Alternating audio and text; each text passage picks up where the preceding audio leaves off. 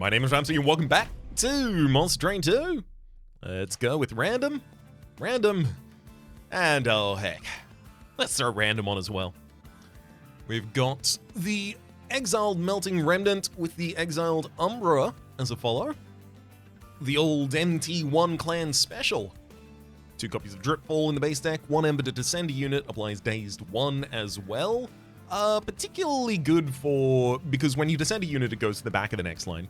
Particularly good for removing very big, healthy blockers.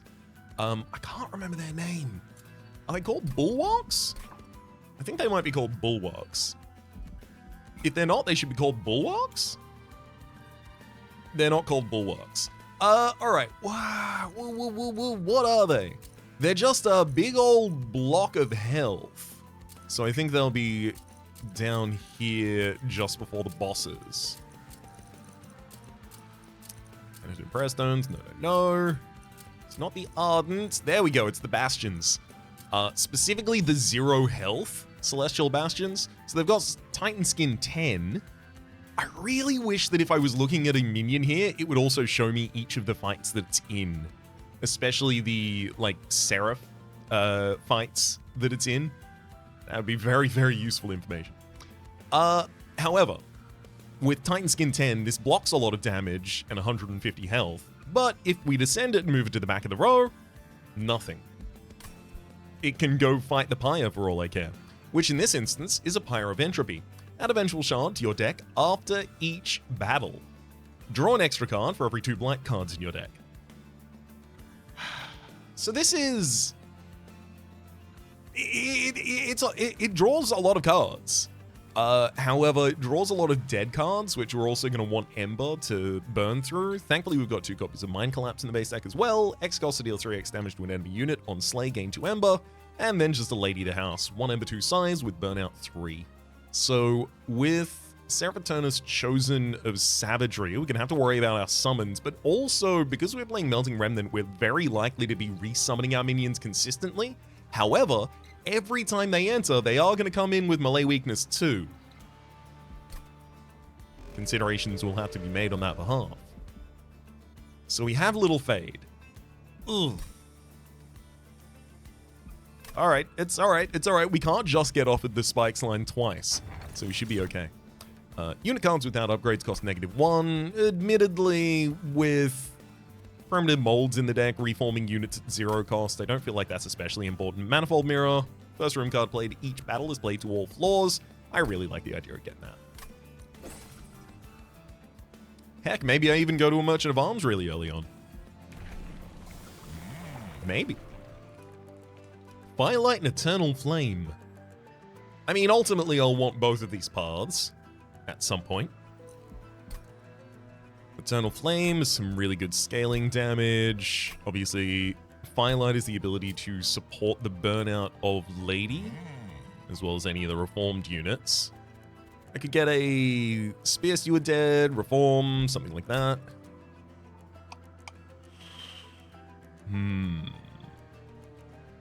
The Endless effect.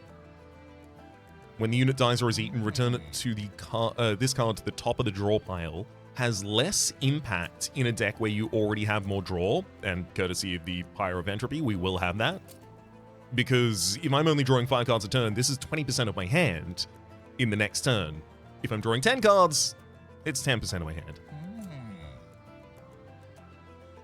Or the better comparison being, you know, you see 4 other cards versus you see 9 other cards. I think we'll start with Eternal Flame because it's some good scaling damage. Firelight is really, really inconsistent, I find, early with only giving Burnout 2, and you'd have to reform this unit consistently in order to really be able to benefit from it.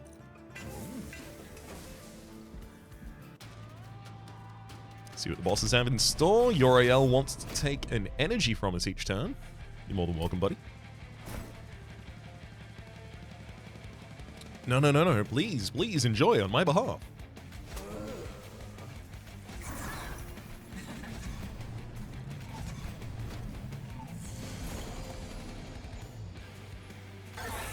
Time for some plinkery.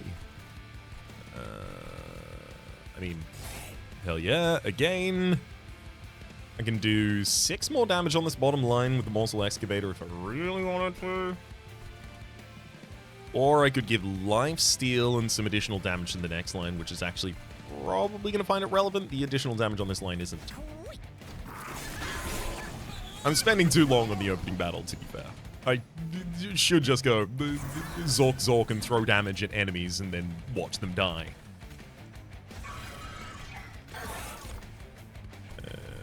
This Rebel Morcel. Hit the bottom line for us. I would love Manifold Mirror to give me, what do they call it? Hall of Mirrors? Put Hall of Mirrors on every floor, and then the whole thing is just about summoning as many copies of Lil Fade on the bottom line, and then as many tombs on the other lines as is possible. Come on, game, let me do that. So we'll be losing Lady of the House at the end of this turn, but she's still the only unit in my reform pool at that point. So she'd be very easy to bring back, ideally. I'll Mind Collapse and play out both Vengeful Shards as well. Yeah. There's the appropriate molds.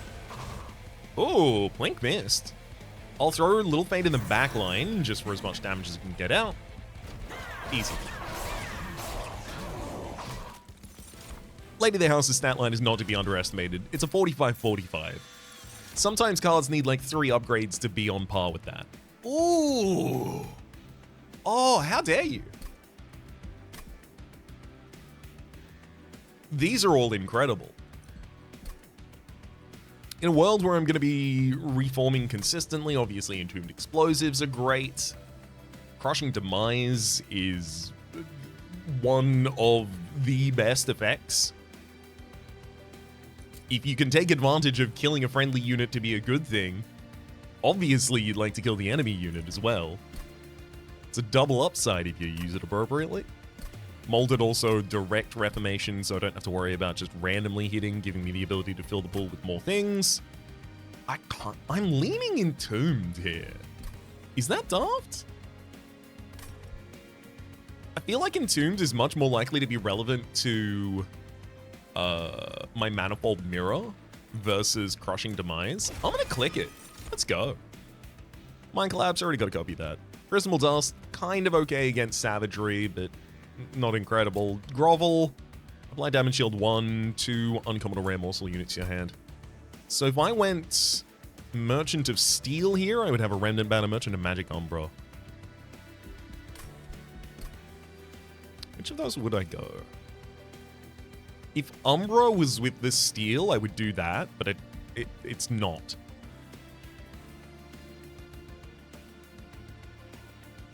I think Remnant and Steel is probably the correct one here, which means it's less relevant that I pick up additional morsel generation.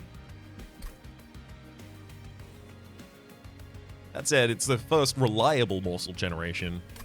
And am I going to get an Umbra unit like immediately after that? No, not necessarily, because I'm going to the Merchant of Arms. Then probably Merchant of Magic. Then probably back to a Merchant of Steel. Yeah, so I don't have an Umbra unit for like the first half of this run. I'm actually leaning Skip. I feel like it's possible that both of those were awful decisions. I want to be very clear. But I'm leaning those ways. I don't know. I feel intrigued. I feel like I should. I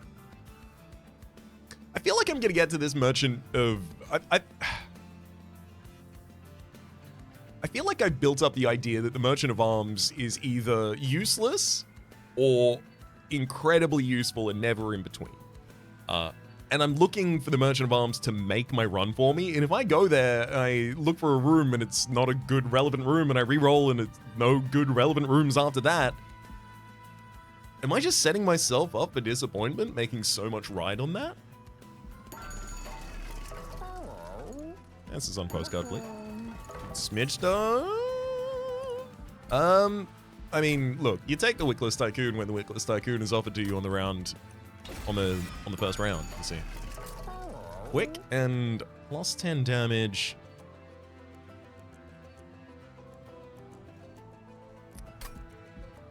Smidgestone. I mean, smidgestoning the Wickless Tycoon so I can put other things on the same floor is relevant. I don't think I care to buy any of the rest of these right now. No, but these are the only upgrades I get for a while. I should just take the stat line. Like, what else am I going to be doing to Lady the House? Just increase the stats. There we go. I'm keeping some additional money for the next round, of course. Ooh, hopefully we get some early plinks. That'd be great.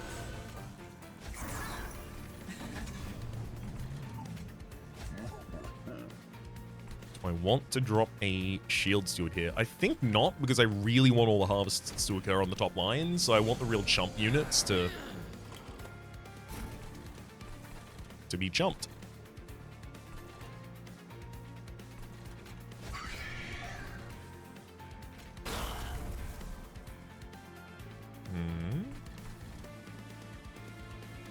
I think this energizing flautist should go down as well.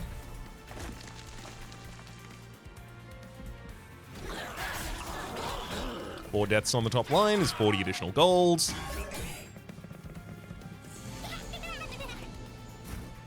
Oh. That's annoying.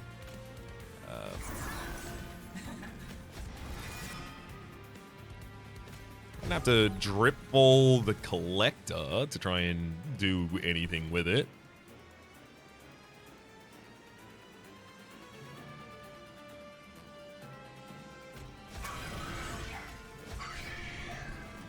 Just gonna throw as much additional damage as I can out there because we've got two 65 health units coming up to the floor next round, so that's not good at all. This all because I literally didn't draw a single plink in the first half of my deck, by the by. The whole deck is riddled with these things. 2 damage to a random unit twice. Oh, they're so good when they happen.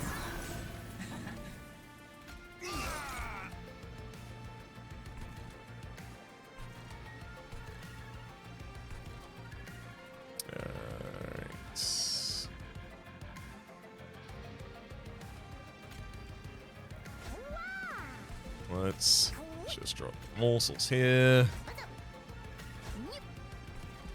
At least I've gotten the collector. I'll have to take another 8 damage for it, though.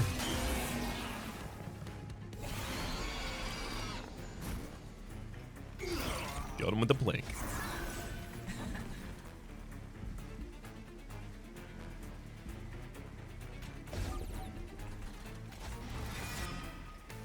Ooh, Lady of the House on the bottom floor. That's combat. Takes away a round of combat from the top line, but realistically, probably a better idea. Can't just rely on getting Lady of the House out of the deck at the appropriate time later.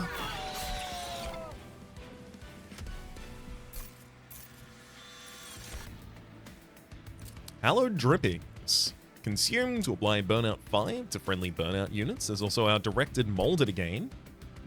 I don't think we look that gift horse in the face for a second time. And a Draft. Burnout 1, Multi-Strike 1. Space Prism, right?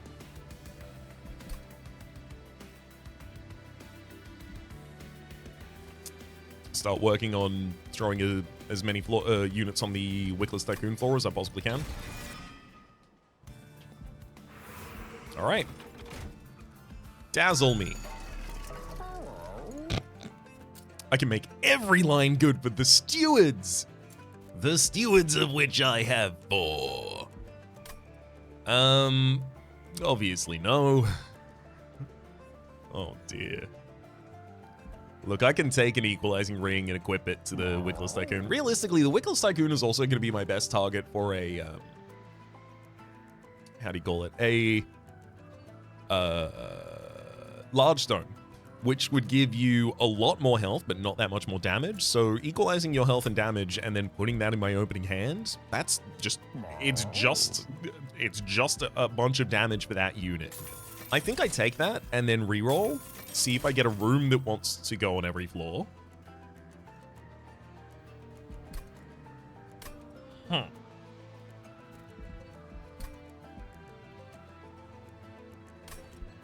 So silencing all enemy units good.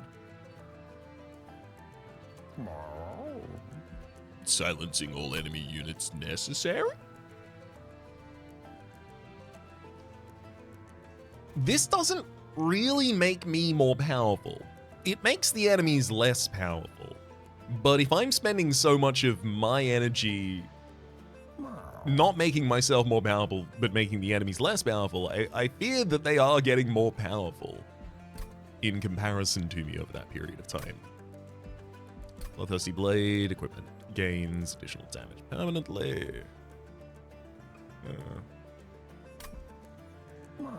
I mean, Enchanted Chamber is actually pretty funny, because it turns all of the plinks and mine collapses into actual bombs. I'm doing it. I think that's a lot funnier. I also think it's probably a lot more powerful. If I also had a copy of this, like, let's be clear, I don't not want this. It's just I don't think putting it on every floor is relevant at all. You typically put it on one floor and then you deal with all of the minions on that floor, ideally. I could also buy it now, but I'm not gonna.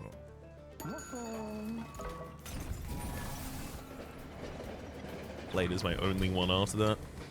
Oh, Dupe a card in the deck.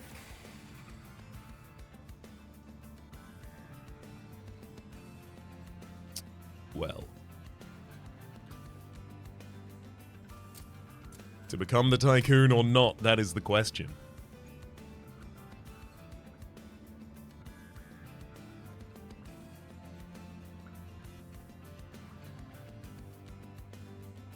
Whether 'tis nobler in the mind to suffer the slings and arrows of outrageous destitution, or to take arms against them.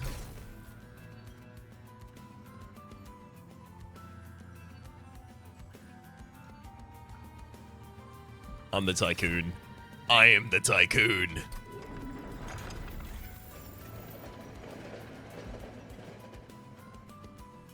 I don't stand by anything I've ever done.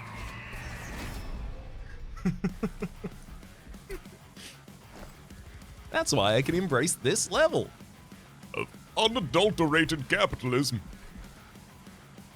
Let's throw some wickless tycoons down. I mean, realistically, I believe my bottom line should now be wickless tycoon, wickless tycoon, wickless tycoon, wickless tycoon, a little fade in front of the wickless tycoons.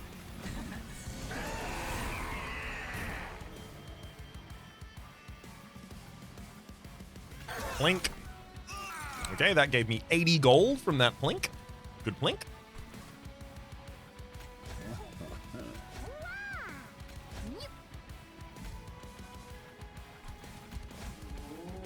There we go.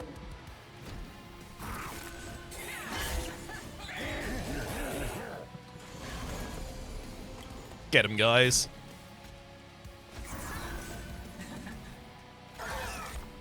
Oh, got both of the backliners there. Hell yeah.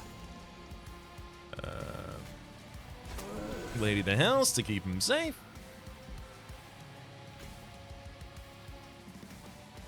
I could have one morsel jeweler take all of this damage. And I will.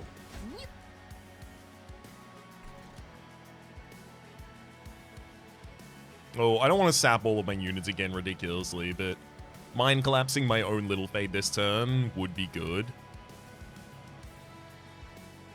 It's a lot of damage off the field, but these guys also have very little damage. Oh, no, I can only deal the damage to an enemy unit. Never mind. Couldn't have happened in the first place.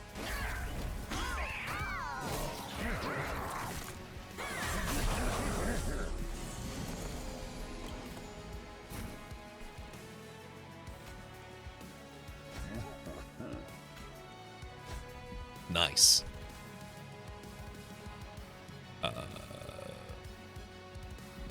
For primitive mold, what are you bringing? Oh, you're bringing back a morsel jeweler. That's kind of cool. Is it worth 1 HP?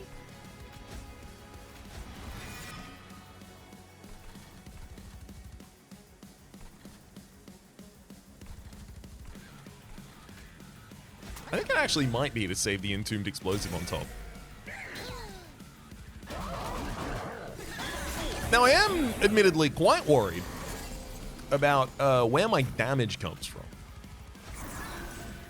In that I don't appear to have any. It really seems like I should.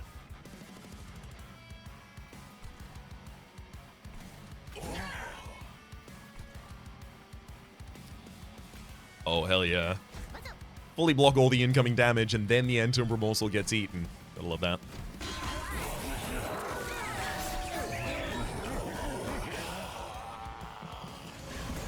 So I'm getting a ridiculous amount of money, which means Merchant of Trinkets is back on the table instead. If, and this is only if, I survive this fight.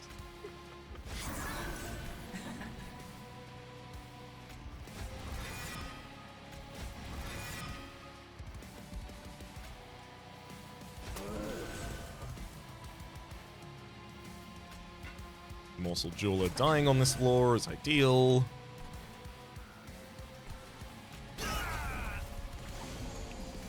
Mind Collapse that line, expand the size of this line, use Mind Collapse on the top floor to remove that minion.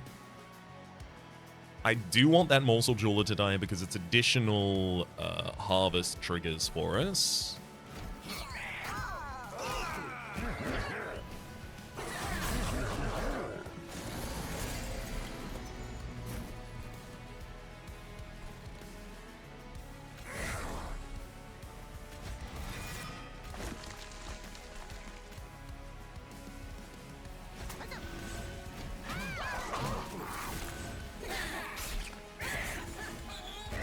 Okay, thank you so much for all this money, by the way, Archeon.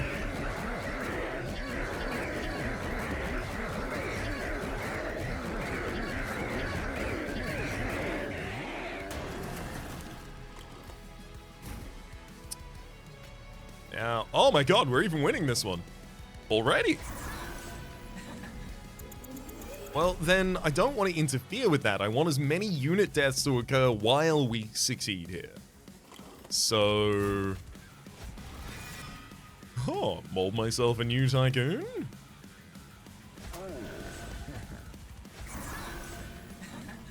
That's a lot of deaths. That's a lot of unit deaths.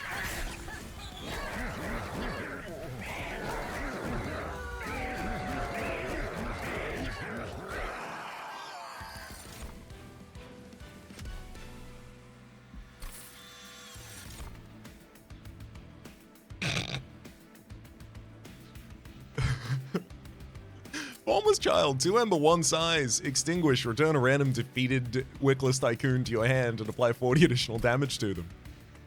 There's also Shroud Mitosis, 1 Ember, create 3 copies of Friendly Morsel unit, and Kindle, X cost to create 2x mana. Can't say I'm especially enthused about any of these. Formless Child is probably the most abusable. But of course, it's very, very slow, and what am I right now if not already very, very slow? What I need, if anything, is a sheer spike, suddenly. I think Shroud Mitosis has a lot more value in a world where I'm about to get a ridiculous amount of trinkets, which can absolutely interact with it to get quite nutty. I don't think another Morsel Master is necessary, though. Or a Morsel Master, rather, is necessary, though. Shadow Eater, you do a lot of AoE damage, but, how much do you harvest? That's really what we're paying attention to at this point in time.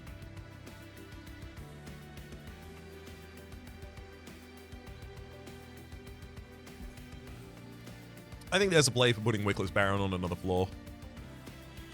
Another floor? Really? Surely I want all of my harvests on the same floor. Or at least as many of them as can be.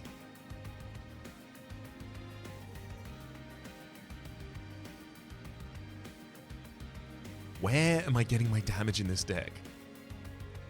What naive optimism to think that I'm just gonna suddenly get damage from something when I'm just looking at these and going, no? Because they're too slow and conditional. I mean, if we go to the gosh forbid, we go to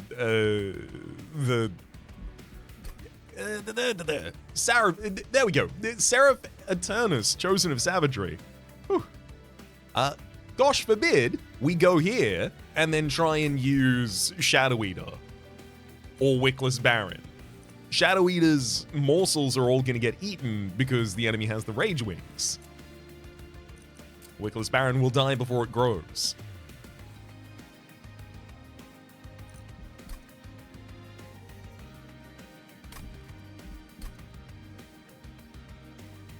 Am I just looking to try and get stupidly busted from one Merchant of Trinkets? Really?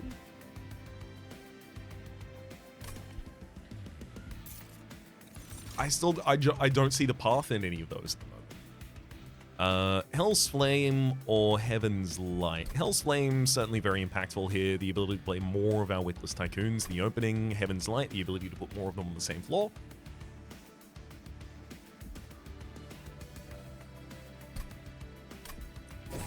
We'll start with Hell's Flame.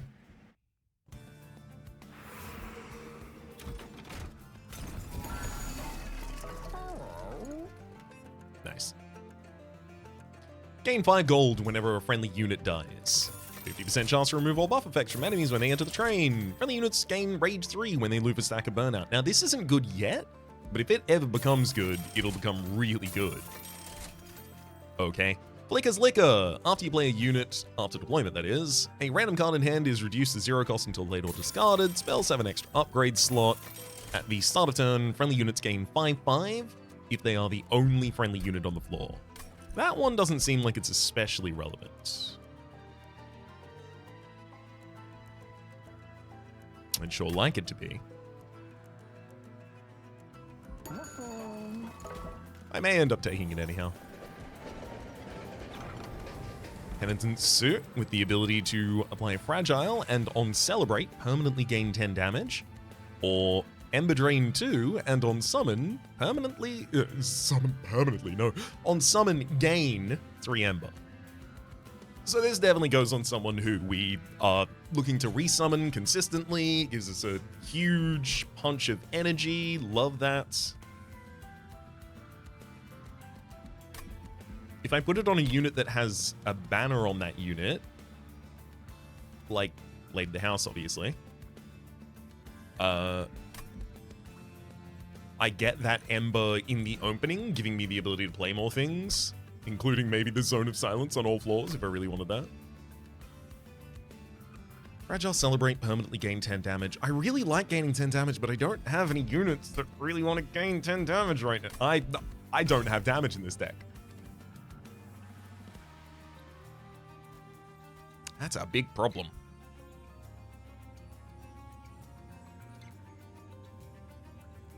Ember Drain and gain Ember on an Entombed Explosive that you'll be resummoning.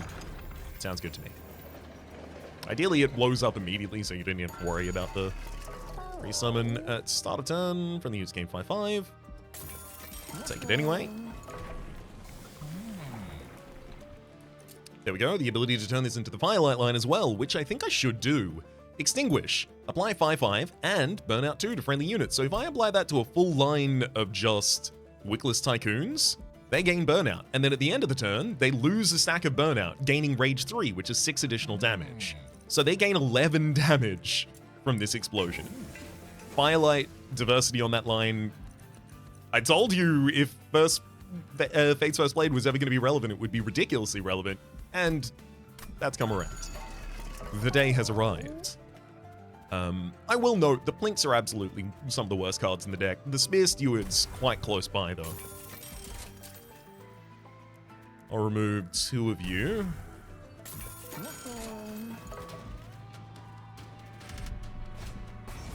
Penitent Prayerstone spawned on each floor. I am completely okay with that, because my fragile units do actually want to die.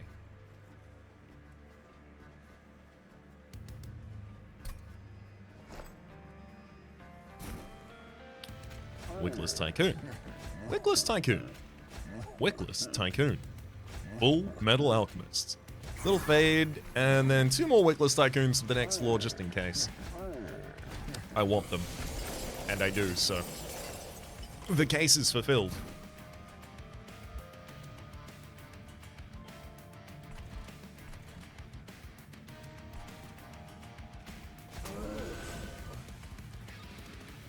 Oh no, Shroud Mitosis that can't do anything.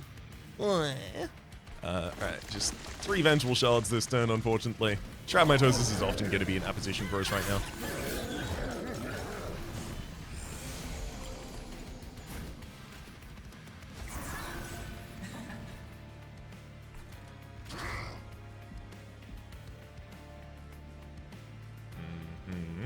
Let's descend you until I can deal with units.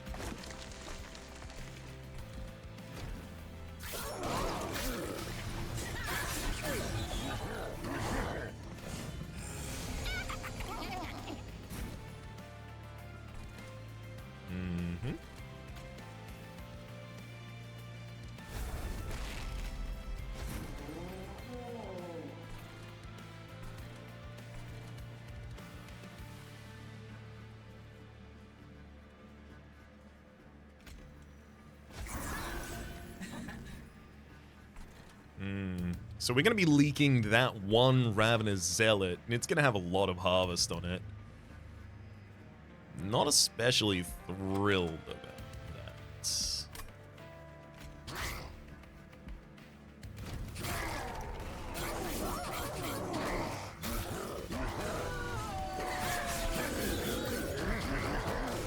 Can I make it have less than 100 health before it gets to the top, please? Enchanted Chamber on each line. Thank you. Now our blinks are impactful. The additional damage.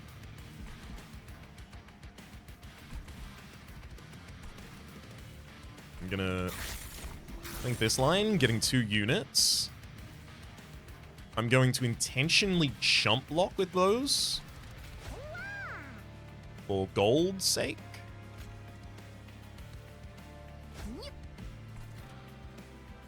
Now, 15, 15, 17. So 15, 15, 17, 30, 47. I need both of these blinks. So there's only a 25% chance I can even hit you with both of these blinks. In order to prevent an incoming 20 damage. It's 60 overall from you. You are tough stuff for me.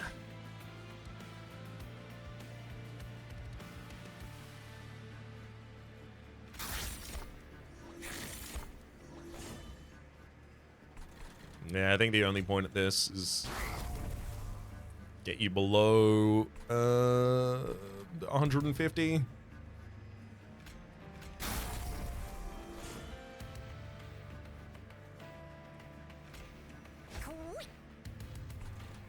Give him some more units to eat on that line. Nice.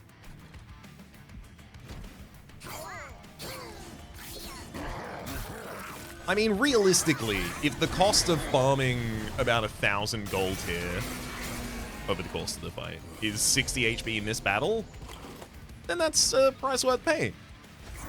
If this is an indication of how much damage I'm going to be taking for the rest of the run, based on our build,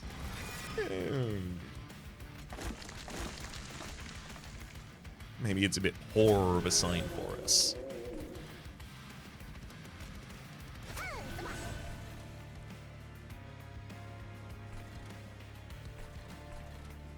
I suspect I'm now in the position where I want to drop a Wickless Tycoon on this line.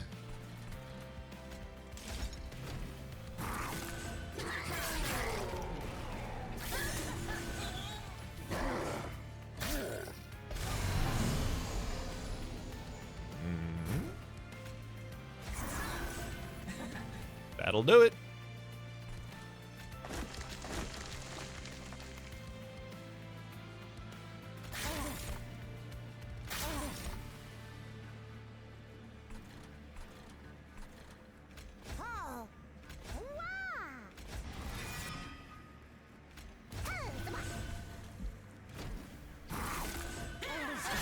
Good load of money right there. Realistically, I shouldn't turn down any more upgrades that are purchasable.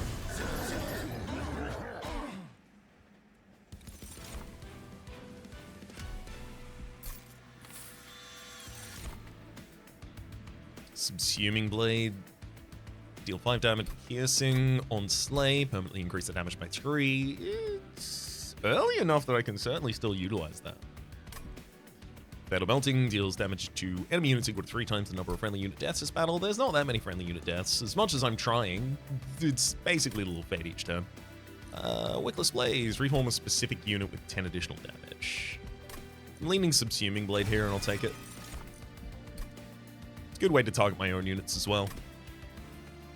Cannibalize. Sacrifice a unit in order to gain some morsels. We'll often have a sacrificial unit. Will I want it, though? Not certain about that. Ember Forge. 1 Ember, gain 2 Ember a turn.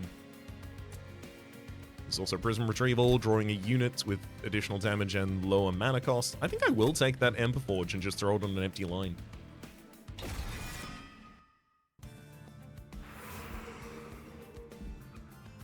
Remnant Banner. Ooh, no. That could really... That could give me a unit to build around. It's going to be really difficult to get that from Merchant of Steel. Like, there's upgrades I want from Merchant of Steel, but fundamentally I just lack minions that really want to hold them right now. Permanently remove Consume from Space Prism. Sure. Remove the cost from a Subsuming Blade? Why not? Plus 20 magic power and Consume for a Mind Collapse on its first cycle through the deck, happily. Holy Stone on another X cost, literally just so that I can spend Mind Collapse for energy, for health if I need to. -2 cost, gain Consume. Oh, I can put this on the Space Prism now and make it -2 cost. Sadly, not how it's worked. Not how it works, rather. -1 cost and intrinsic.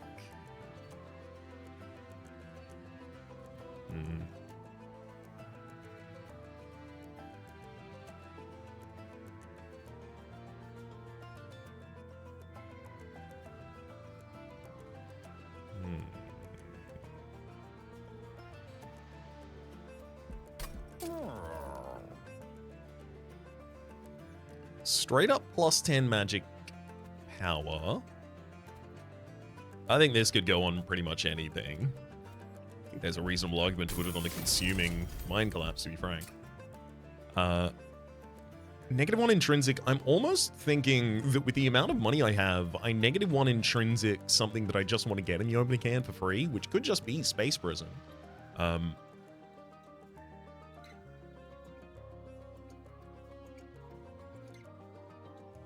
But surely it could also just be, let's get molded in the opening hand.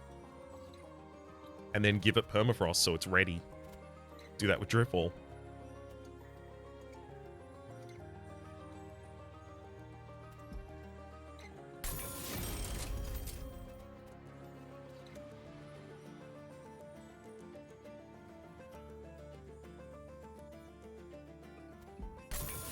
Yeah. When I need to reform a unit, I'll reform the unit. Paraffin Enforcer. On strike, apply Rage 3 to friendly burnout units. That's the ability to scale the damage on that bottom line. -2, do something's cost and gain Consume.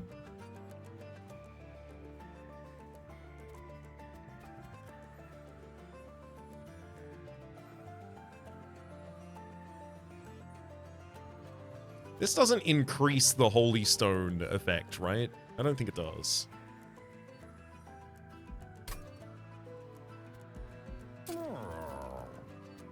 If anything, this would be a way to get a Plink out of the deck, I imagine. Or more likely a Primitive Mold, considering I'm not using them that much at the moment. Let's remove a natural one from the deck, as well as both of these Shield Stewards. Shroud Mitosis is still bad, but it could theoretically come around in the future, whereas a lot of the rest of these won't.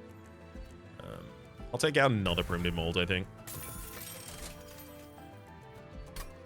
Hold 250, head to an Empyrean well, try and figure out what to dupe with this. Entombed Explosive dupe would be good because then the additional version will also get purged after the next trigger of the event. I would also say another copy of Space Prism's pretty good as well.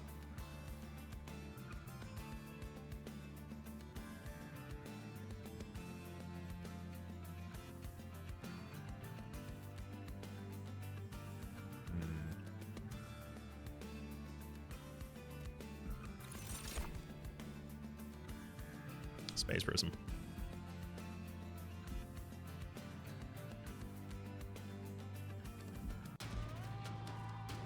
Let's check out this next battle. Non-boss enemy units gain multi-strike. Now, that will be a lot of damage.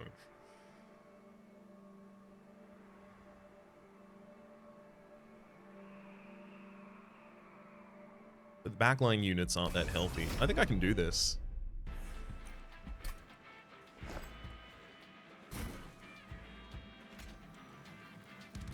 Oh, is my opening hand too big? 1, 2, 3, 4, 5, 6, 7, 8, 9. And then 10 deployment chamber? No, this is correct. Why didn't I have Enchanted Chamber in my opening hand previously? I could swear I'm supposed to. So, like, realistically, the correct answer is getting Lil Fade, Paraffin Enforcer, and 2 Wickless Tycoons on the bottom line. And then we set up the next line to start descending Wickless Tycoons, and we use Space Prism to open this line to put more Wickless Tycoons there. We probably take Capacity as our next rune.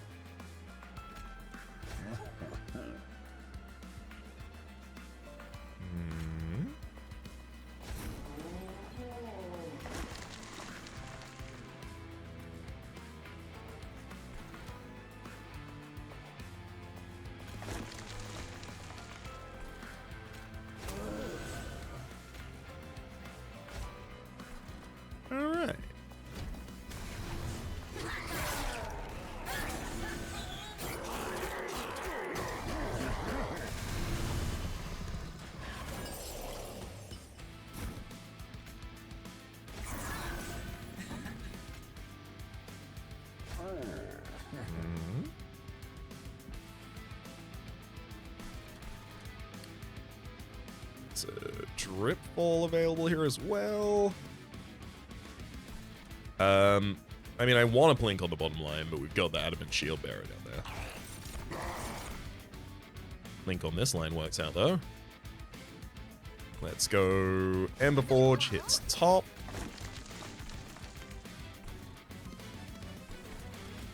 Double Trouble Rubble morsels up there. More brings back a Entombed Explosive, who I'm fine with so long as you die.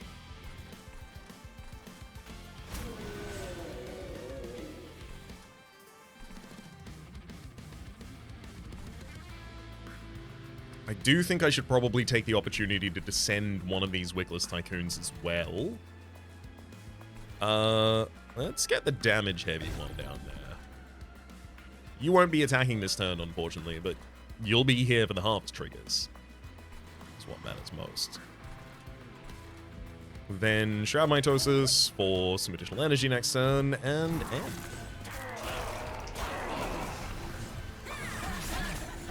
Oh, if I survive this fight, I'm going to come out the other end so cashed up.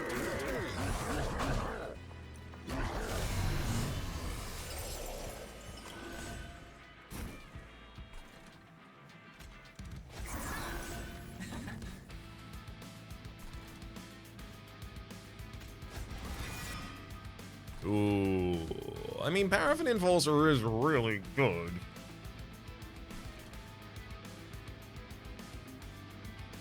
Oh, so that's what we do. We summon you, and then we send you down. So you get brought into the next round.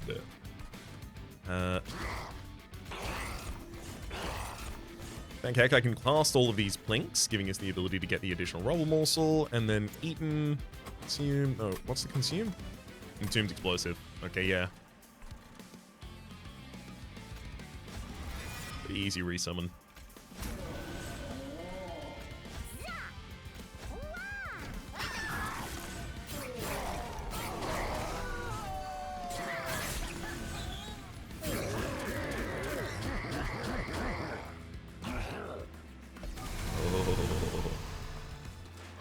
Oh, money. Oh. Subsuming blade.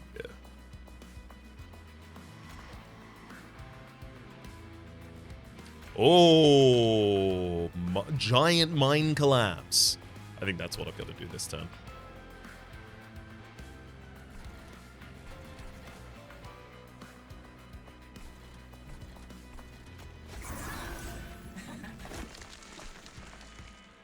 So giant holy stone mine collapse will cast for 8 and heal our pyre for 8.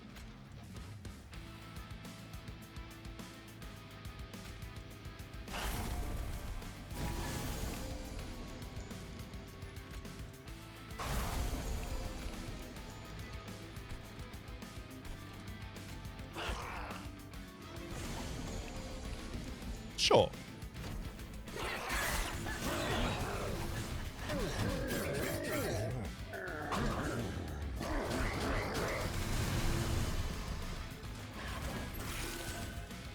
I'll let him take that many units. Down there, little fade. Molded to resummon another Wickless Tycoon. I'm gonna link this line, summon another Wickless Tycoon. Both of you going down to the next line. If you could've, you would've.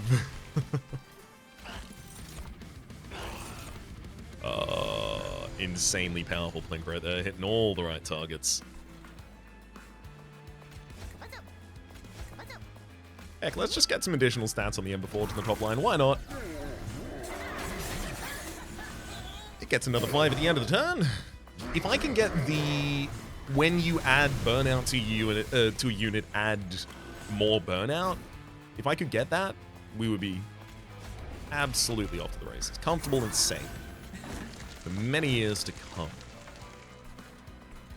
I suppose I'm better served on the top line, trying to set up better mitosis up there.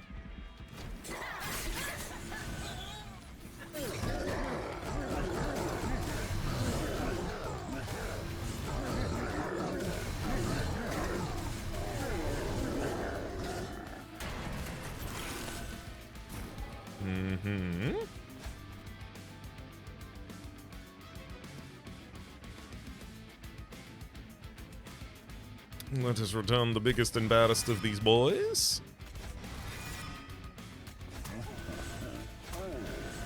Welcome back, friend. Lil Vade's here to keep you both alive. It seems like that's going pretty well.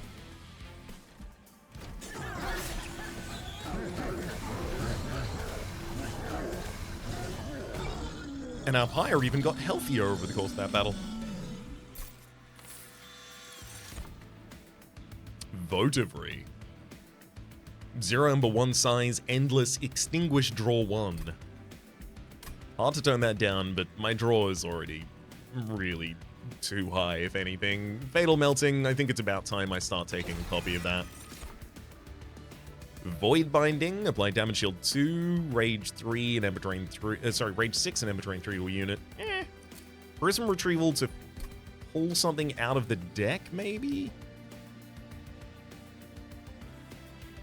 Gives us the ability to pull the Entombed Explosive or Ember Forge for only 1 Ember, which is fine. Feast, not really that relevant. I'll take Prism. It is time to buy 6 trinkets. Gorge triggers an additional time. I don't even have a Gorge trigger in the deck. Yoink. When a card with Consumer's Blade, deal 30 damage to the front enemy unit. Starter cards cost -1. First time you play a morsel unit each turn, draw 1 Artificial Firestone. I've been waiting for you. Deployment Ember +3 and Jack Strips. 3 damage to an enemy unit when it moves between floors. Ooh. Dominating Power is an upgrade for 10 additional damage on a unit as well as on strike. Apply Corruption 20. There's also spawn a random friendly unit from your deck on summon, or add melee weakness 1 and spell weakness 1 on strike. Given my additional Ember now, I do think in my opening hand, I am almost certain to get every unit played except for the Entombed Explosive and Emberforge. So if I gave the Entombed Explosive the ability to summon another unit from my deck, there's nothing wrong with that, it'd be fine. But would it help me? And melee weakness 1 and spell weakness 1 on strike with dominating control. That's not especially relevant. Yeah, why not? So be it indeed.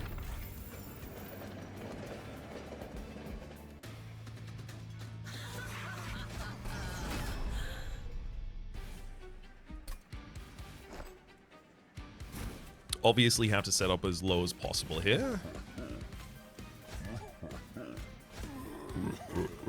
Can't wait to have 2 additional capacity so I can just throw 2 more Wickless there.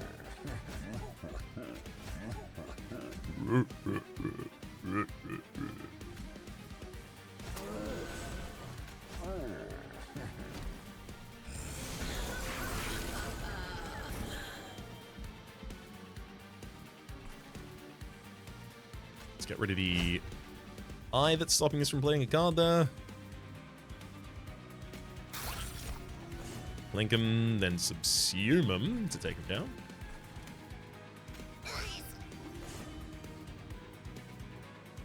Hang on, before I do either of those, I do have a Dripfall in hand. I should get another Harvest unit on the bottom line.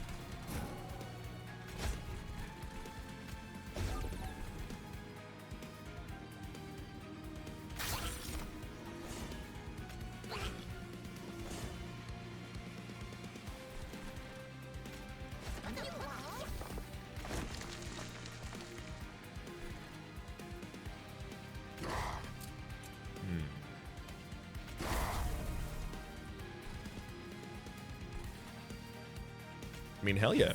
Sack a Rubble Morsel on the top line.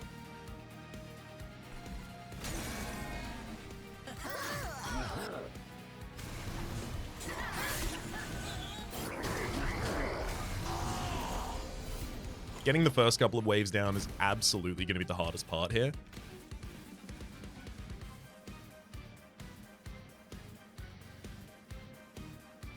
Ah.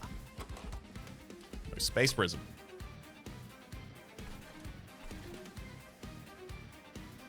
Okay, no, I need to leave that. I need to leave that space. If I overstack the bottom floor, I can't play Little Fade there. And if I can't play Little Fade there, I lose. I'll leave you some space then. Grumble about it, but I'll leave you some space.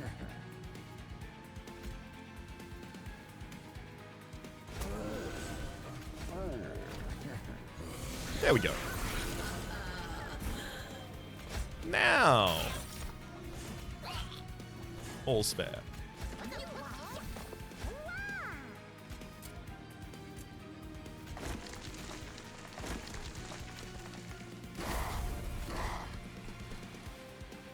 I mean, I could have the Rubble Morsel die. I could if I'm just going to be drip falling. Ooh, actually. Well, that is an interesting question. I'm going to drip fall the Wickless Tycoon down to the next floor so that they're all loaded and ready to drip fall down to the bottom. Because I don't have to play units on this line, I don't think. And then I can leave the Emberforge to start getting healthy enough to survive the fights on the top line by itself.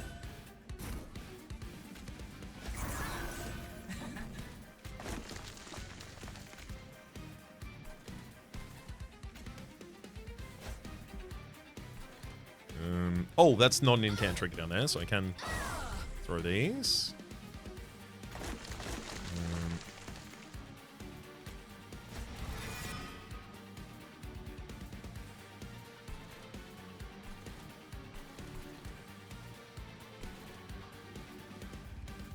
Actually, hilariously, I do need space on that floor, but I also wouldn't have been able to get it.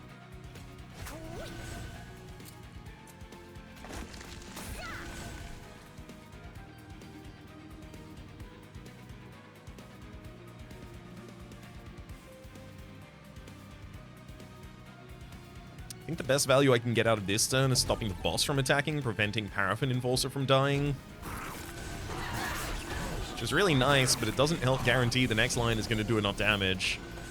Which is really the big problem at the moment. Bottom line's got the additional space that it really needed. Fatal Melting's going to have to hit that next line if I want to be able to do anything up there.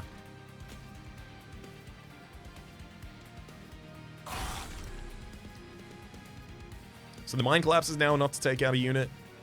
And... so Lifesteal making a little bit annoying, but I can also bash through that immediately with the first hit. So it's just the second one. It's enchant. Yeah, that's Celestial Bastion's... Chosen Bastion, rather, is really annoying.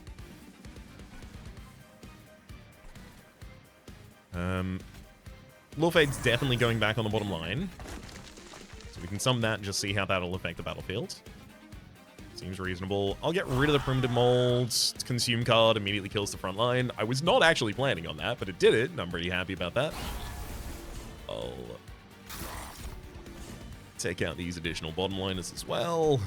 Also Jeweler. Actually? Wait, no, Harvest means you will kill the... No, wait, you won't be able to kill it because it'll have too much health. There we go.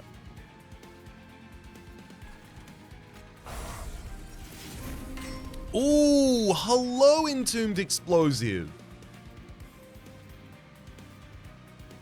Summons a friendly unit from your deck. Do we have any units to summon? We have none. So it'll just summon and go back into the Reform Ball. It's fine by me.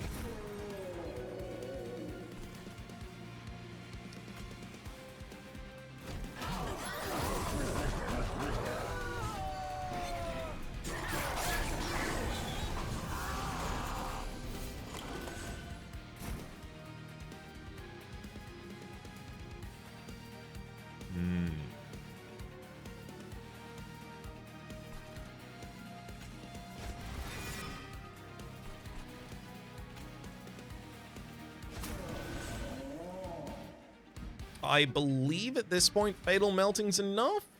You have Lifesteal, so unfortunately you gain some health back, but you are like barely any damage short of dying.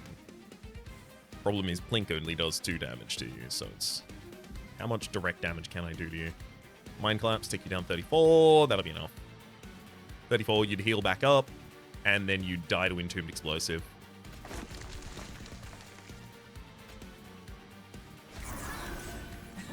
Gives me the ability to play my other units where I actually want them.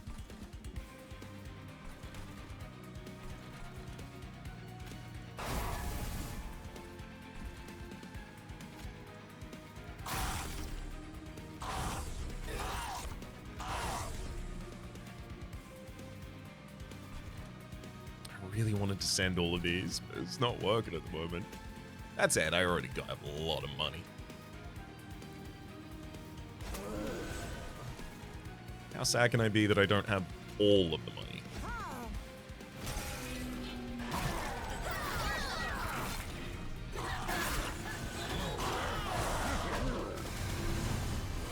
If I give multi-strike to the Paraffin Enforcer and gain additional rage scaling on the bottom line, it's done. It's over.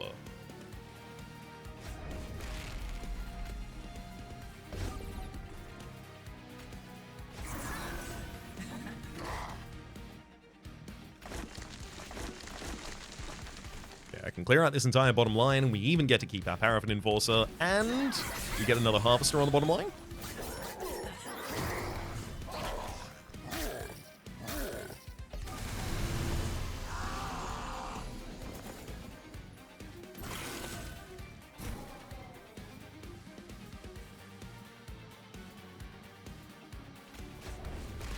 Base Prism. Let's descend one of you. I guess the most damage.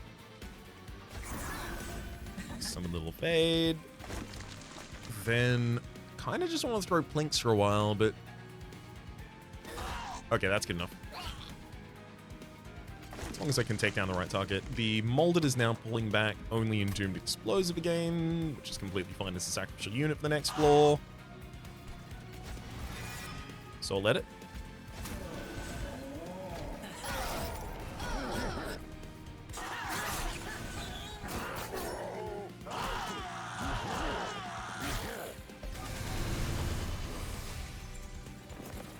The equalizing ring is now actually harming the damage of the Wigless Tycoon, who would get more damage from having the rage.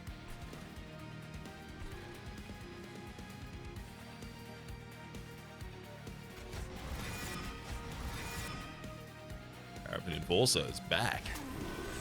And better than ever.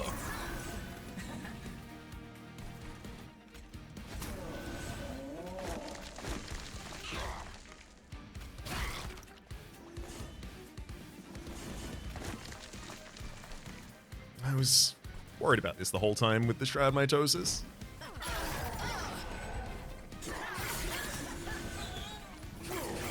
But also, imagine how prescient I would have looked if it became the most important card in the deck.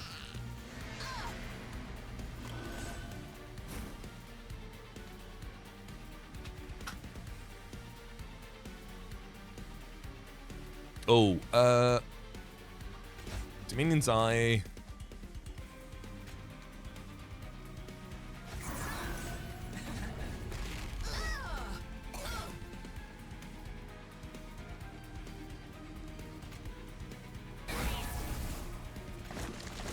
Wanted to try and heal up for as much as I possibly could at the end there.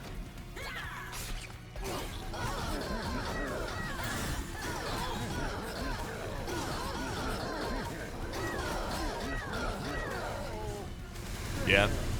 This rage scaling's really doing some.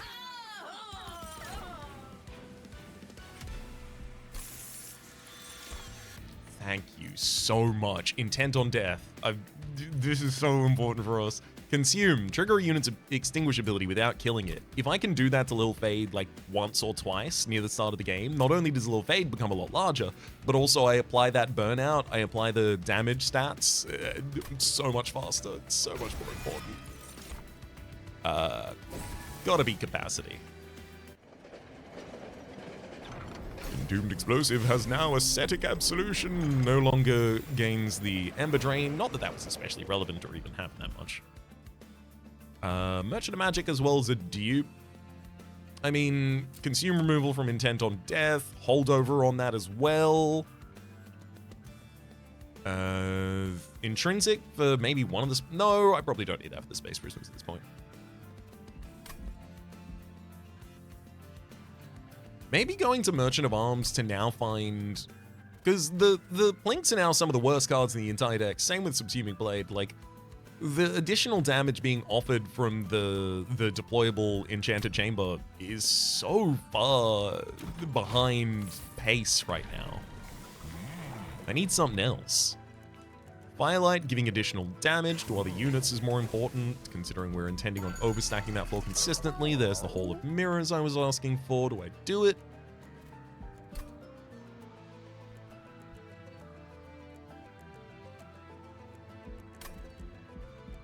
I mean, yeah, what do you...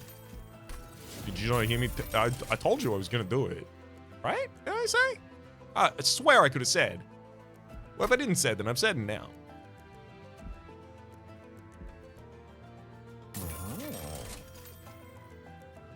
Yeah. Overgrowth Carapace is a pretty good growth piece of equipment for a unit. As long as it's the only unit on that floor and it has a small stone on it. Now, it's worth noting, if I have like 7 capacity and I have 7 Wigless Tycoons with small stones on them all on the same floor and I give one of them the Overgrowth Carapace, it can only grow if it still sees empty space at the resolution phase. That said, because Lil Fade is ideally dying every single turn, they will be seeing that space in resolution phase, so I will take it. That and Swift Steel Dagger. Swift-Style Dagger is actually a pretty good piece of equipment for the guy that wants to attack fast. Paraffin Enforcer. Now to make sure that I deploy the right room. Yeah, I need to remove some cards from my opening hand, so I'm removing a deployable.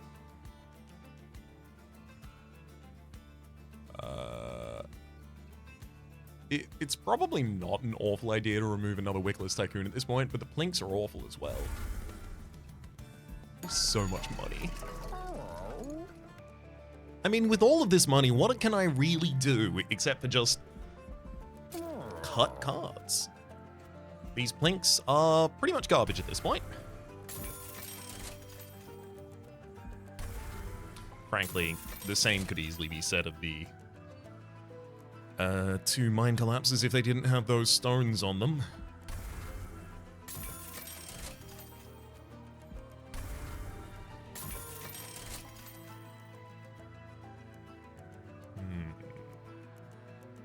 And I think I can hold on to the rest of these for the moment. Is half of my deck...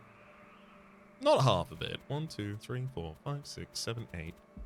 I've got another one holds. So, yeah, about a third of my deck is Scourges at this point.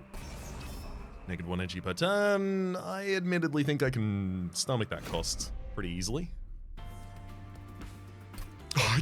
I also 100% don't need the money. So, probably should have considered that, to be fair. Hold up. That's not right. First off, we are going to need a Paraffin Enforcer down there by itself. Then, Ball of Mirrors can go everywhere. Double Wickless Tycoon, double little Fade in front of that. Then, double Wickless, double Wickless. Double Wickless. Double 80 the house on the top line.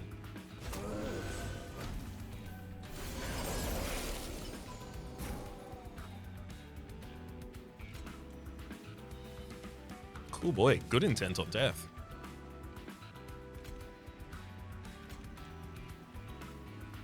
Mm-hmm.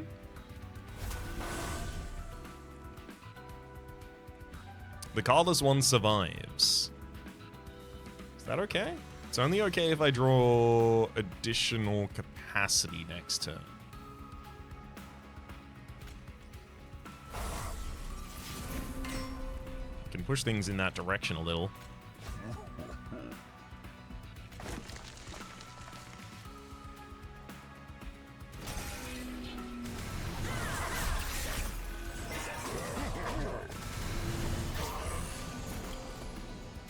Uh-oh. That's not what I want. Get rid of Dominion's Eye to make space.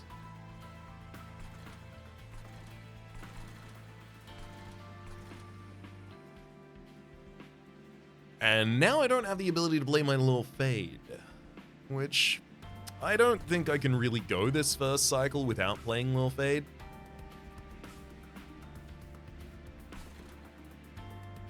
Yeah, I'm gonna have to actively choose not to overfill. I wanted to go all deep in on the additional Wickless Tycoon meme here, but realistically, I can't actually afford to do that.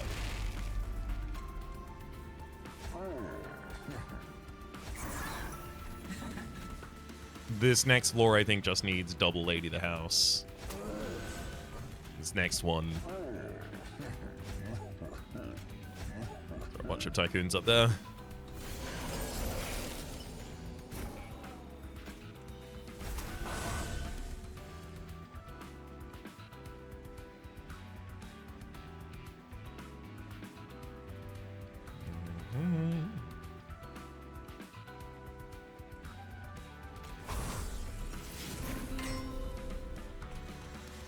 There's the additional Wickless Tycoon, which we elect not to play.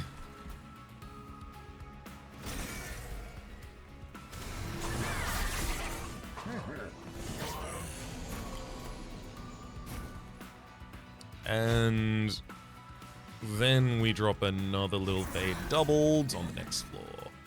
Oh no, they attack quickly so it doesn't even die. Good gosh.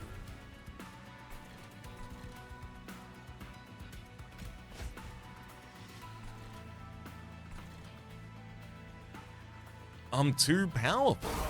I'm just far too lethal.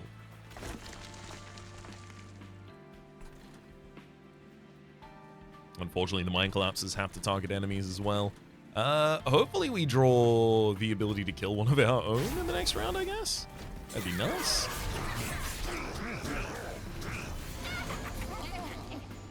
There it is, Subsuming Blade, the ability to strike down one of our own.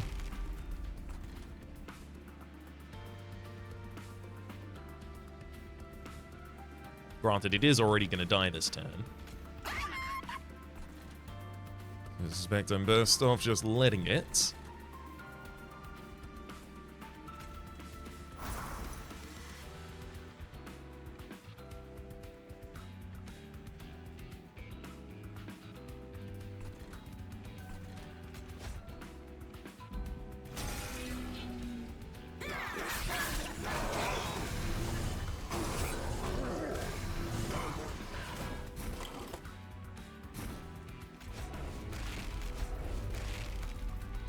That's exactly what we're looking for. Now the bottom floor is full and both of the little fades are dying down there. That's exactly what we wanted to see. Consume for some additional damage on the midline. Top line unfortunately does no damage at all.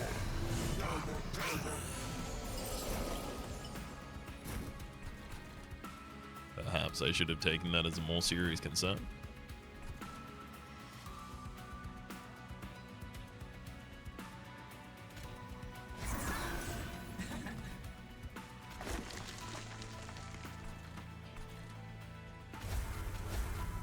Definitely can't take all of the damage they were offering.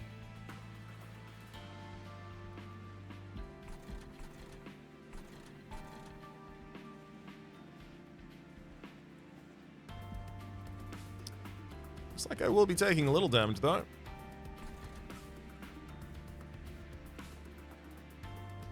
These deform will die on the next floor, so that's completely fine already still. I mean, look, I can... yeah, I can save 6 HP probably by descending the Discordant Heretic. Dealing with it later.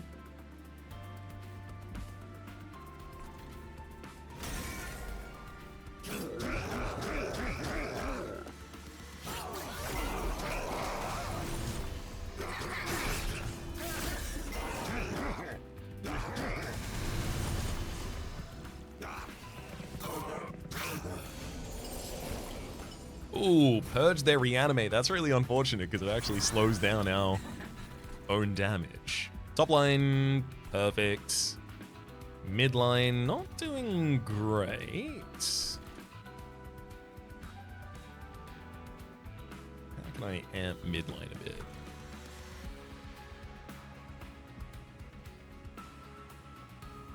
Realistically, one of the problems with midline is that I'm not... I don't even have the Entombed Explosive out yet. Wait, I do? No, I cycled past it, didn't even get to play it.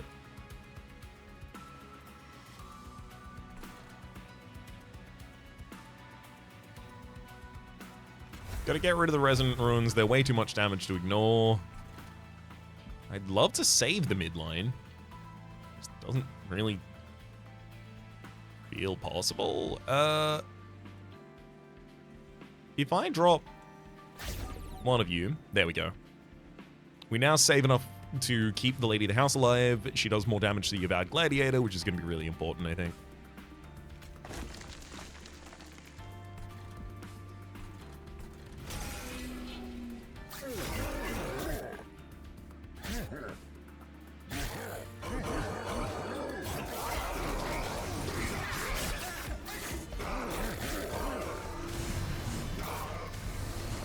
Oh, perhaps it's not even relevant.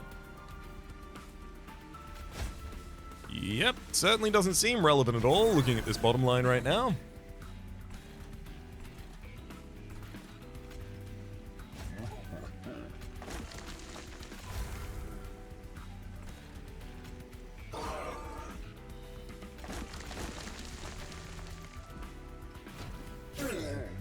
I think we found the way to exploit our money enough to get ahead. I think we've done it.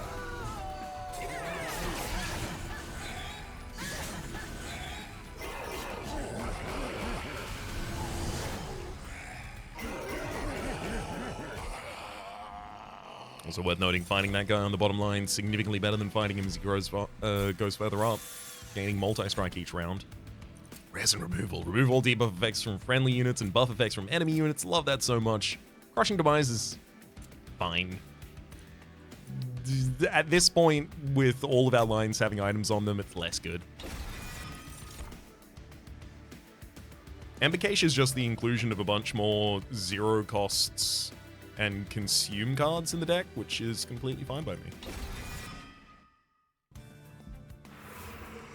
I don't think that another Merchant of Arms is what I'm looking for at this point. I do think Pyre Health, Empyrean Well, Merchant of Steel, Merchant... That's exactly what I need. Multi-strike, please. Oh no, the Intense Explosive is full! Hang on. No, Merchant of Trinkets? Oh, Mind Jacks. Plus 20, plus 20. Plus 20! No, plus 2! Rather is actually what it says. I was reading 20th Morsel at the same time. Plus 2 capacity of the middle floor from Mind Jacks. Chain of Gems. Apply damage shield 2 to the first friendly unit summoned each turn. That's good as long as it doesn't have to hit Little Fade. Shadowbox, when you play your 20th Morsel unit of the battle, deal 200 damage to all enemy units on all floors.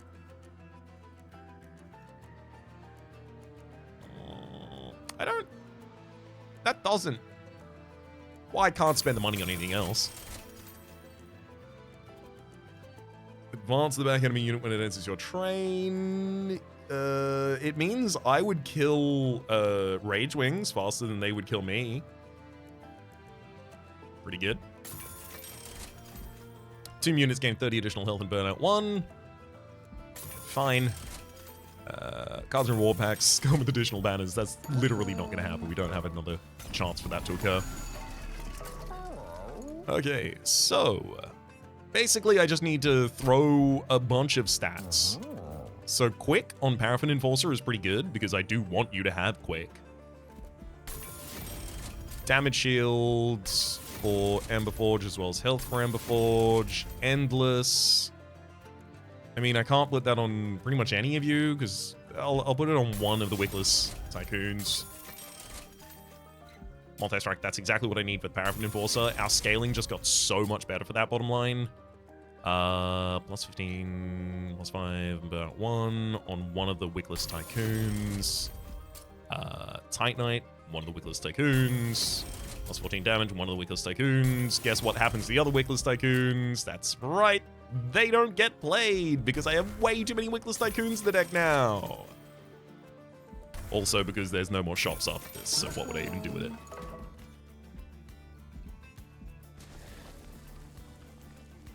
Empyrean Well, offering us the ability to dupe a card. Intent on Death is incredibly important. I would love to have more copies of it than just the one that I do. I will note, Paraffin Enforcer is great. Like, if I made the bottom floor Paraffin Enforcer, Paraffin Enforcer, Paraffin Enforcer, Paraffin Enforcer, and Lil Fades, that would actually be way more powerful than pretty much any of these. I'm just realizing in real time exactly what I was supposed to do the whole time, but it's fine. We realized. We realized just in time. I think these primitive molds are mainly dead cards in the deck.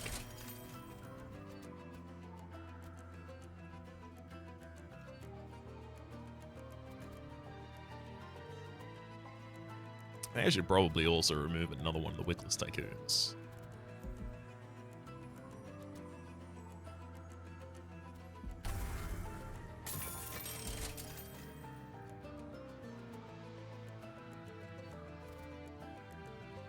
And if it wasn't for the fact that I need to kill Rage Wings sometimes, Mind Collapse might have even gone too, I think.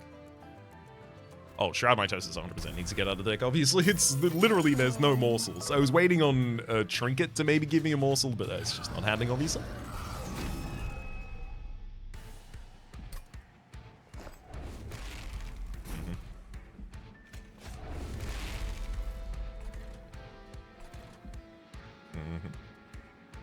So, midline is Paraffin.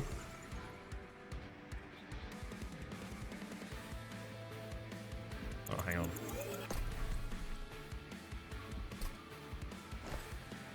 It's got to be single Paraffin, then the Hall of Mirrors, then Paraffin, then Lil Fade.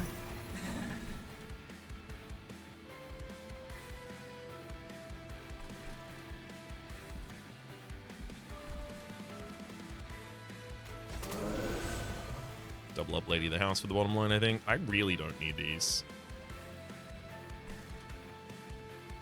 So, taking advantage of Mindjacks gives us the ability to get the third Paraffin Enforcer down as well.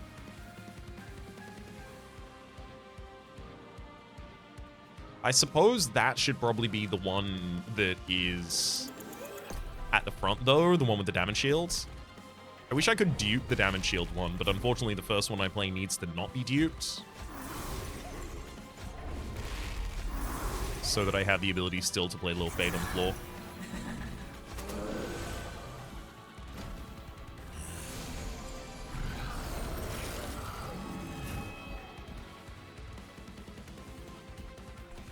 And there's Ember Forge for the top line, gets duped.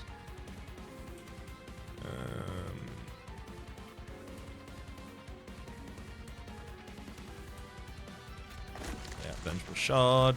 Get rid of... I guess I should probably play the Consume Guard on the bottom line, allow it to do 30 damage.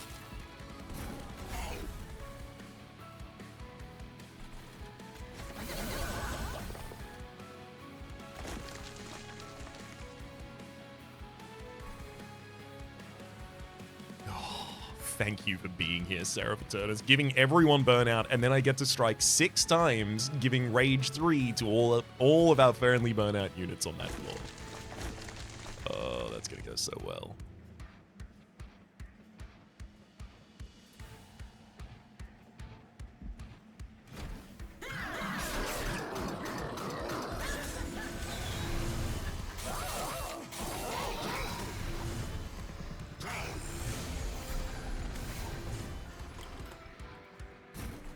Heck, I guess this is actually the gameplay now. Oh, no, maybe not. Hang on.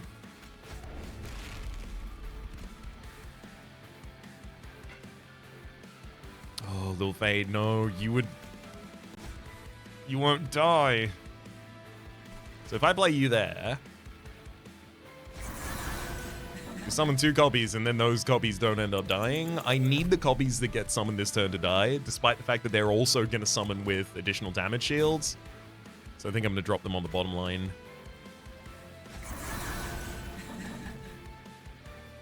Which still lets this whole bottom line die. Even before attacks come out, that's wild.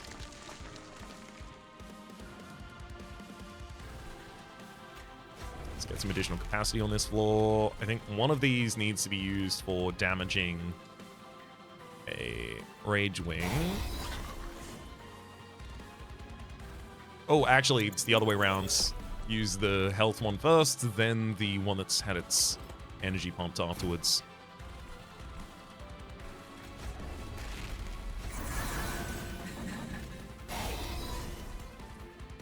Hey, now they're both dying. Great.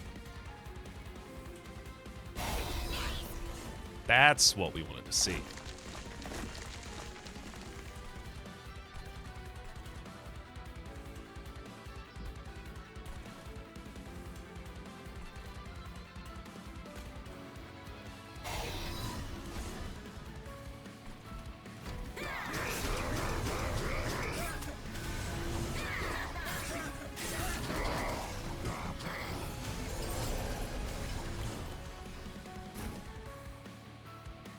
Double Entombed Explosive top line. And that also summons 3 Wickless Tycoons up there. Thankfully, it still kills the Gladiator, so I don't have to worry about that. Also, it gave me a bunch of energy. Finally, I can get rid of that calcified ember.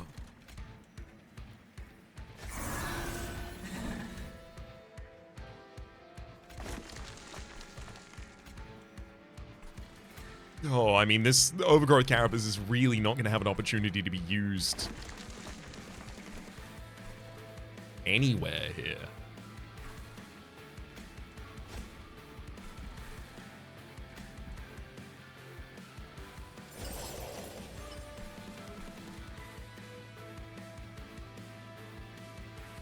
I guess because it's not going to have an opportunity to actually be used effectively, I might as well just throw it away so I don't throw it in the next cycle.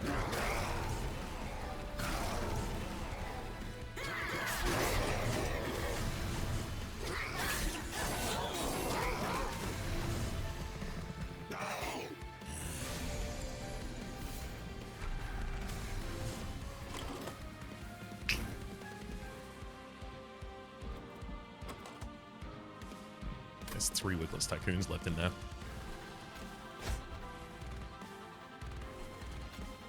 Changed our game plan somewhat.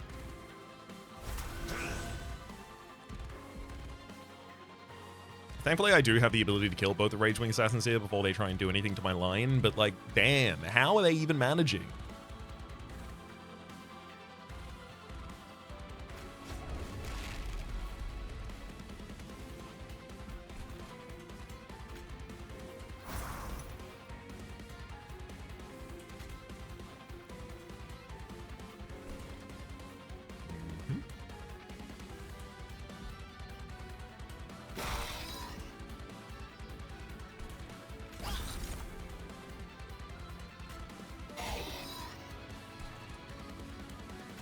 Let's use Prism Retrieval to pull out a Wickless Tycoon, which I will throw in the backline here.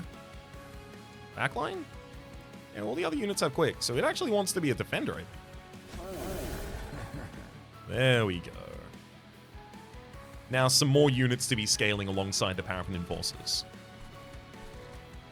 And then I suspect I can still get a lot of value out of the, Entombed Explosive hits bottom line, and not only does it summon both of them, it also summons out all of the rest of the Wickless Tycoons. Oi.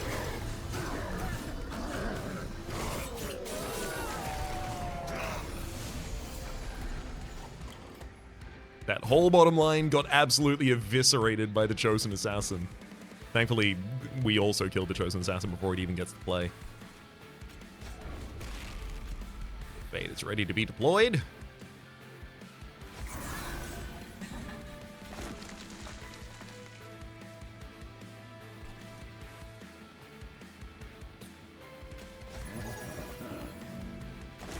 I'm thinking big old Mind Collapse on the enemy front line.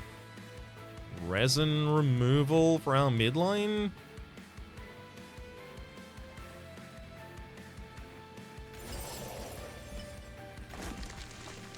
Sadly, our little Fades aren't dying fast enough, so the Wickless Tycoons are going to die of their own burnout.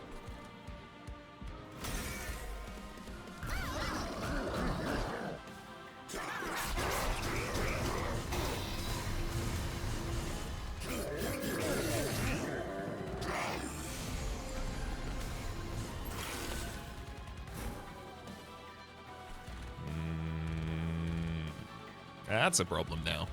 These little Vades really do need to die. Pop you down on the bottom line so you can die there.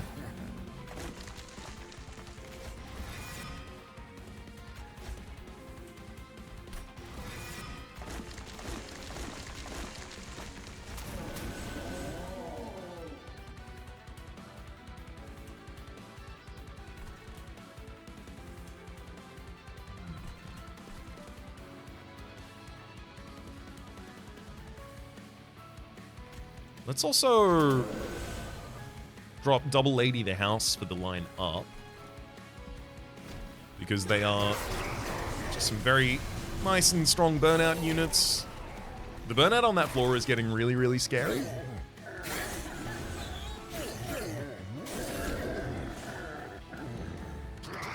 I need like a Subsuming Blade to kill one of my own units, or an Intent on Death, or Nice. Seraph Eternus being here is also very helpful.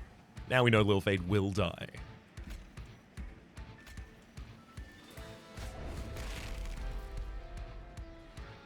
Actually, that gives me the ability to do some stuff.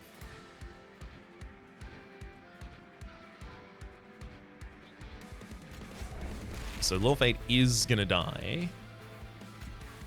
And there's 6 on that floor at the moment, so I'll kill my own Lil Fade.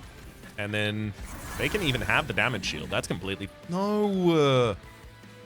Seraph Eternus, are you really not... What's not clocking to you? I'm standing on business. Ugh. I obviously just need the unit to die as many times as possible, so I'm going to drop Wickless Tycoon on the bottom line earlier then.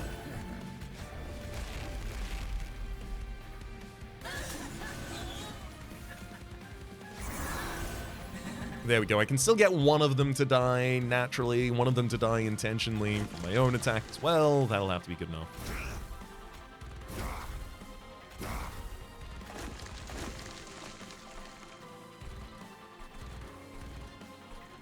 Take the opportunity to draw a whole bunch of cards out of the deck as well as Mind Collapse to heal us by, I want to say 11, but it's only going to be 4.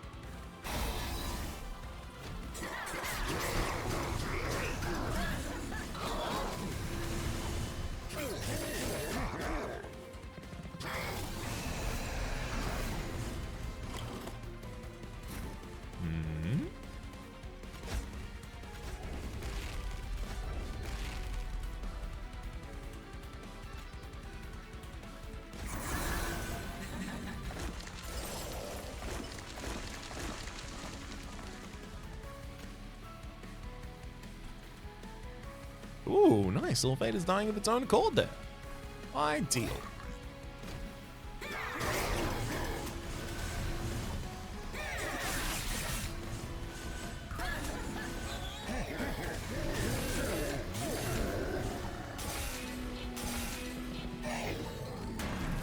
Ouch.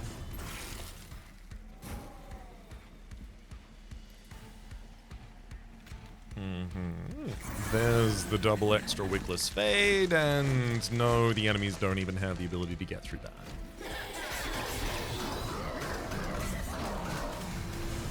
Yeah, these Paladin Forces are doing 450 damage, and they have multi-strike, so they're doing it twice. Granted, that's after a full battle of building up.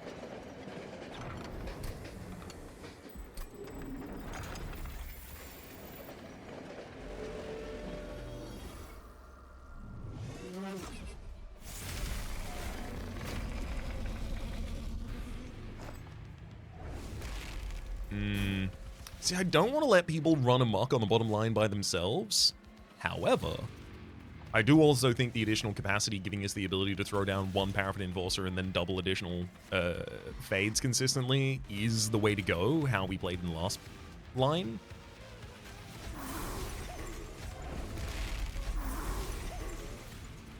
Especially because we'll have the consistent damage coming out from both Dominion on the top line as well as Entropy in the back line on little fades. Trashing my reform pool also isn't that bad, but when I summon the Entombed Explosive, it just summons out the additional Wickless Tycoons anyway, so... Realistically, I do want the space at the moment, because I do want double Ember Forge on the top line and then chump blocking for that, so I get some additional Ember, and I do want the space on the bottom line for Little Fade in the opening until I have a large capacity, but it shouldn't matter.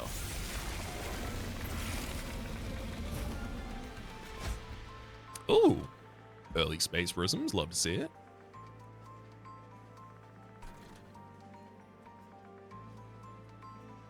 I mean, I could drop double capacity on the bottom line and then just the Wickless Tycoon. Just health.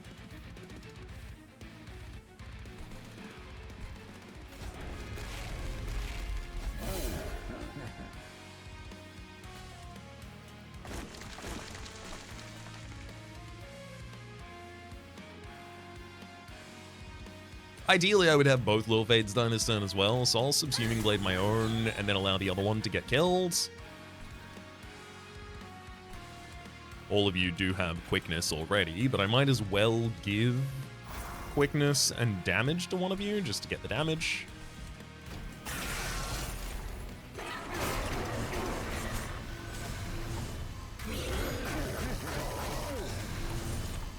Holding this Molded in hand is going to get increasingly costly, just because I'm going to be drawing only 8 cards a turn at the moment. Yeah, Lorfei goes back on that midline.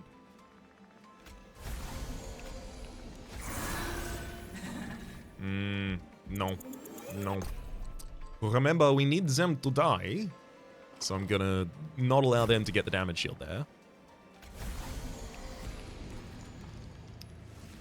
Sadly, that means overstocking the bottom floor in a way that I don't really want to do.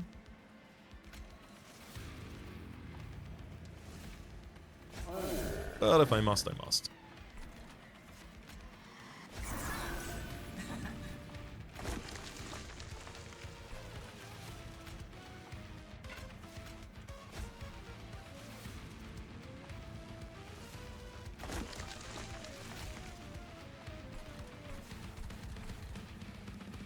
I mean, Pyolite needs to be played, of course.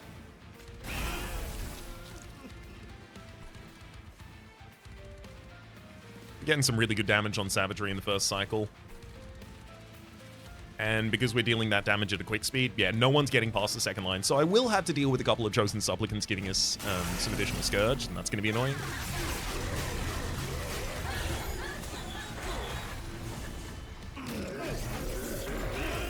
If I had Waxer Snuffer to double Extinguish triggers instead of this Fossilized Fang to double the Gorge triggers, oh, this would be so good.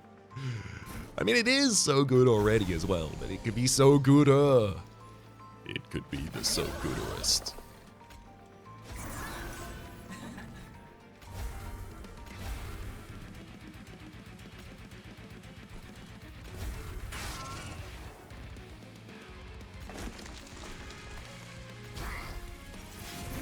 The Entombed Explosive, which will double itself on the top line and then summon additional Wickless Tycoons. Am I out of Tycoons in the deck at this point? One.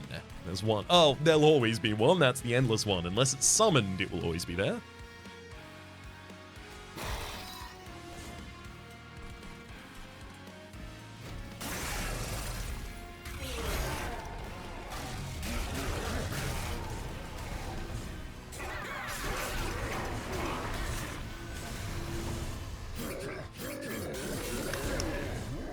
Additional capacity for that midline and then reforming one of the ladies to go there seems really good to me. Gonna need a lot of additional capacity to really justify it, though.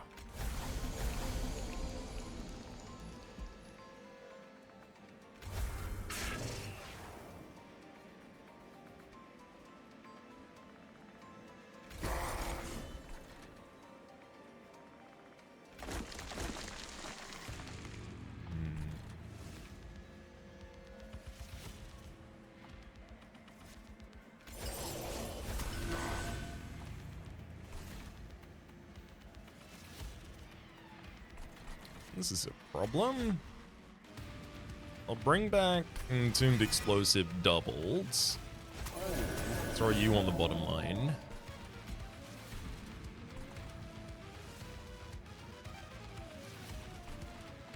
That's pretty much exactly what I didn't want to have happen. How okay am I with letting it happen instead? 9 burnout on the midline already? I'm gonna let this happen at the moment.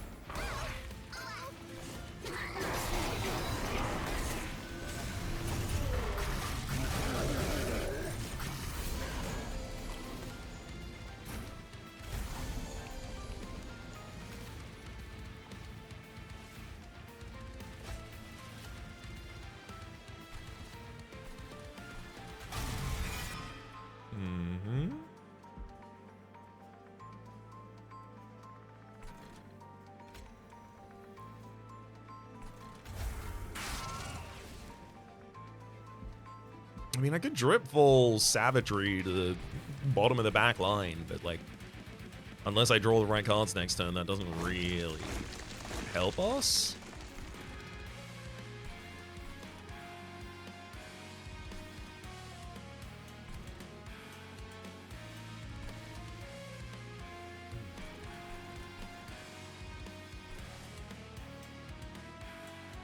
I could drop a Paraffin Enforcer out of the line to make space for Lady the House instead. Actually, that feels like it's probably the right idea. Can't do it, no capacity. All right, I'm going to go to the top of the turn and figure out how to do this appropriately. I can't just overstack the bottom floor like that and then not have the ability to... Well, actually, Lil Fade was last turn. Can't do anything about that.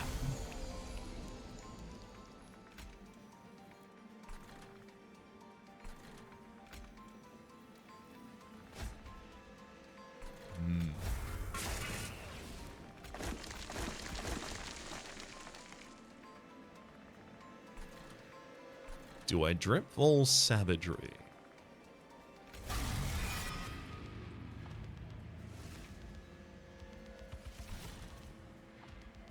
That whole line is going to be pretty hard to remove. I'm going to do it. Gives me the ability to take a long free shot on Entropy, which is nice.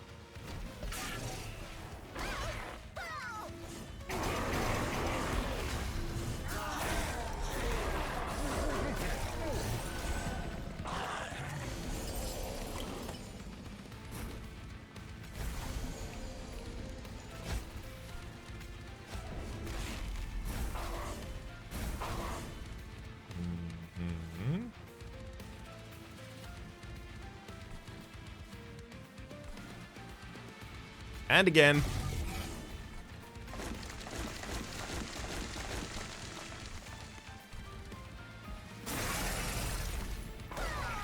Back to the back of the line again, buddy. I'm afraid I'm not done.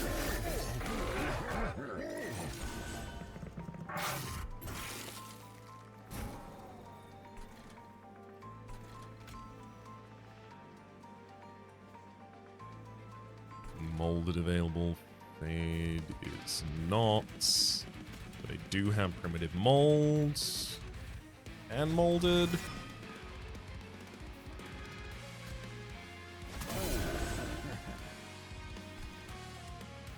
Oh, actually, I do want the damage shield this time, rarely.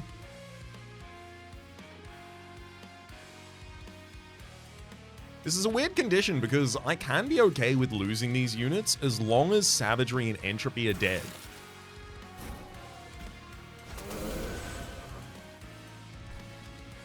And yeah, we can push all of the damage all the way back to Savagery here. So, yep, the two previous plays certainly seem vindicated in retrospect. Insofar as you can vindicate something in retrospect.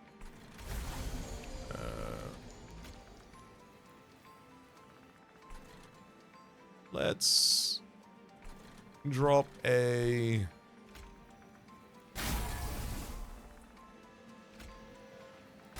couple spells. Get the Pyrelite out as well.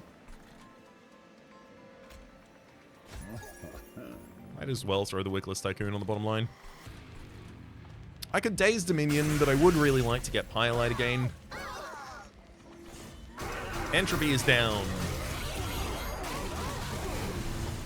Savagery is pretty close. Like, if I can descend Savagery this turn, that'd be great.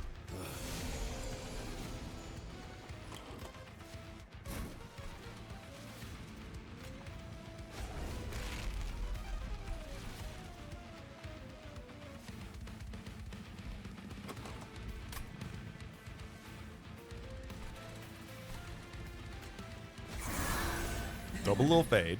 And then I use Subsuming Blade to kill the cardful one. Putting it back atop the deck, and then I Excavated Ember, drawing it back, and then I play it again.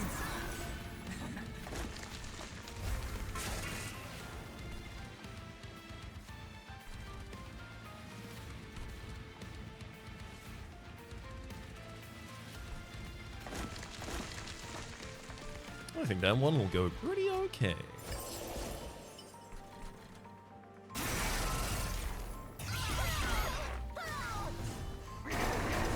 Yeah, despite the annoyance that which is getting the damage shields. Yeah, despite the annoyance that the Chain of Gems has caused, via it giving damage shield in instances where it makes a unit survive that I don't want. It's many, many, many more times over actually helped us keep a unit alive that desperately needed to be alive.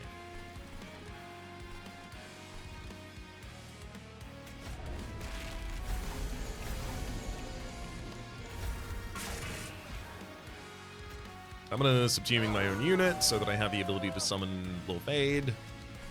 But first, let's mold it for something else. Throw that on the bottom line. So that Lil Fade is much more ready to die. And that's it. That's the Biolite that'll end the round. Wait, no. Savagery? Have you got too much health at the moment? You do! You tricksy bugger.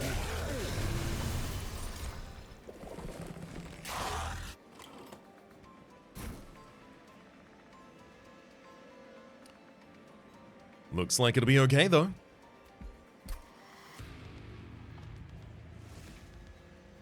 I mean,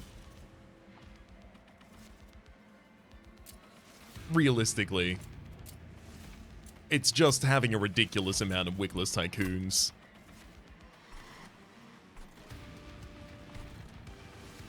It's fundamentally everything that the deck was working towards and everything that it was.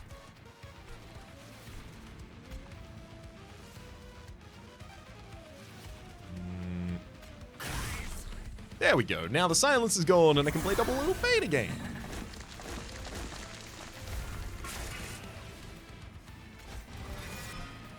Final Entombed Explosive for the bottom line. Double summons. Hell, should I Dreadfall someone?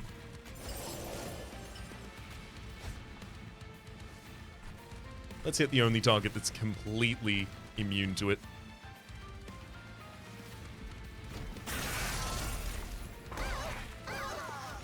The power of the pocket. Of simply spending.